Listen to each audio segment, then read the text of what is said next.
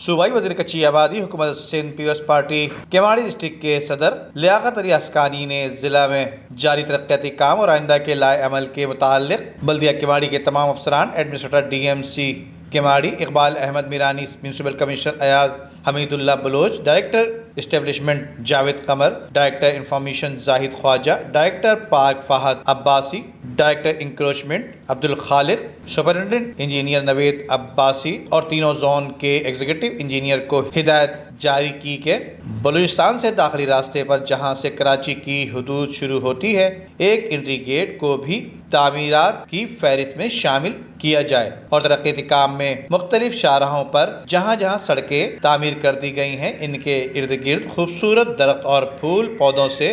سرسبز و شاداب کیا جائے اور نیا تعمیر شدہ ماڑی پور روڈ اور دیگر شاہراہوں پر جو ہریالی کی گئی ہیں ان پر روزانہ کی بنیاد پر